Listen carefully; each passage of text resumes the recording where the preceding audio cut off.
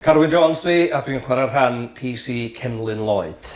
Helo, Llyr Evans, a fi sy'n chwarae'r rhan Keith. Manon Wilkinson dwi, a fi sy'n chwarae Tracy. Helo, Sean Eifion dwi, a dwi'n actio'r rhan Dan Gyrca yn STAD. Yn cyfres 2 STAD, mae yna daith reit ddifyr i PC Cenlyn. Mae lot o bethau yn digwydd yn rhywbeth i swydd o.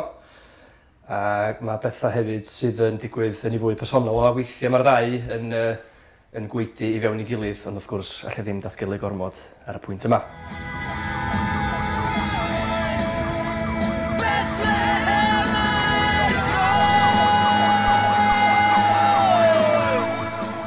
Ar dechrau'r gyfres, mae o'n dod nôl o'r rug yma nghanol y goedwi.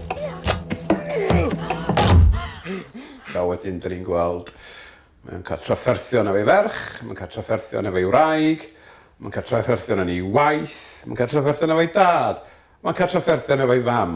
Basically, mae'n cael trafferth, a dyn ni'n dilyn Keith drwy hynna gyd. Be sydd ddim yn digwydd yng Nghymru yn cyfres 2, mae'n mynd drwy, wel, just tren sgrech am osiyna. Dwi wedi cael WhatsApp gyn Dyw, ia, a mae'n dweud bod Angel Gabriel yn mynd i lift i fi job centre.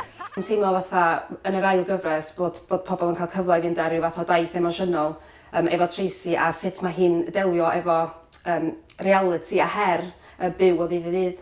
Yn cyfres 2, mae Dan yn gorfod tyfu fyny dichrau bach. Mae'n gorfod gwynebu y pethau mi oedd i wneud yng nghyfres 1. A mae'n gorfod dod i derma efo hynna a delio efo canlyniadau o be mae di wneud. Be da ni newydd wneud? Be da ni newydd wneud?